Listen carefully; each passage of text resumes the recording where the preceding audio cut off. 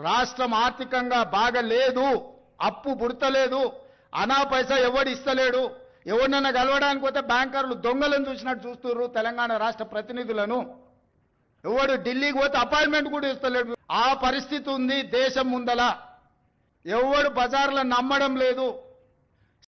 ముఖ్యమంత్రి యొక్క అధైర్యం బయటపడ్డది అన్న వ్యాఖ్యలు. ఇది మంచి పద్ధతి కాదు. ఇది ఇవాళ తెలంగాణ రాష్ట్ర పరువు పోయిన దేశంలో కాదు, దేశవ్యాప్తంగా చర్చ జరుగుతుంది ఇవాళ ఈ విషయంలో.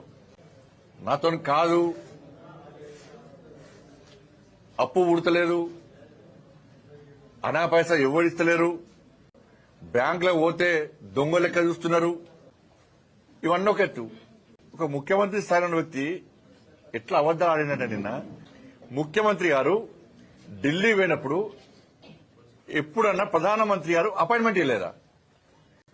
కేంద్ర మంత్రులు అపాయింట్మెంట్ ఇవ్వలేదా? ఎన్నిసార్లు కలిసినా మీరు ఇచ్చారు. ఢిల్లీకి ఎప్పుడు పోయినా మేమే అనుకుంటున్నాం. ఆయన అనుకున్నా ఏం పెట్టిండు, నేను గిన్నిసార్లు కలిసిన కేంద్ర మంత్రులను, ప్రధానమంత్రిని గిన్నిసార్లు కలిసిన అని చెప్పి ఆయన చెప్పుకున్నాడు. 2023 డిసెంబర్లో రాష్ట్ర ముఖ్యమంత్రి గారు ప్రధానమంత్రిని కలిశారు. 2024 జూలైలో రాష్ట్ర ముఖ్యమంత్రి గారు ప్రధానమంత్రిని కలిశారు. మొన్న ఫిబ్రవరి 2025 లో కూడా రాష్ట్ర ముఖ్యమంత్రి గారు ప్రధానమంత్రి గారు కలిశారు. ఇక మంత్రులను పోయినప్పుడల్లా కలుస్తున్నారు మంత్రులను. నిన్న కూడా లాస్ట్ కు హైదరాబాద్ నితిన్ గడ్కరీ గారు కూడా కలిశారు. ఎప్పుడు మీకు అపాయింట్మెంట్ ఇవ్వలే, ఎప్పుడు మీతో మాట్లాడలేదు. కాబట్టి ఇన్ని అబద్దాలా? అంటే తెలంగాణ ప్రజలకు చెప్పింది మీరే, గిన్నిసార్లు కలుస్తామని చెప్పింది మీరే, మళ్ళీ అపాయింట్మెంట్ ఇస్తలేరని చెప్పేది మీరే.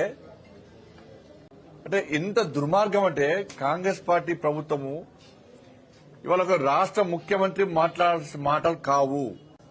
ఇది ప్రజల లోపల అధైర్యాన్ని నింపింది. లాస్ట్ కు రాష్ట్ర ముఖ్యమంత్రి గారు చేతులు తెచ్చారు, కాంగ్రెస్ పార్టీ ప్రభుత్వం చేతులు తెచ్చింది. మొత్తం ఏం కాదుగా, మేము ప్రభుత్వాన్ని నడపలేని స్థితిలో ఉన్నామని చెప్పి చెప్పకనే చెప్పారు నిన్న. ఇక తెలంగాణ సమాజం ఆలోచించుకోవాలి.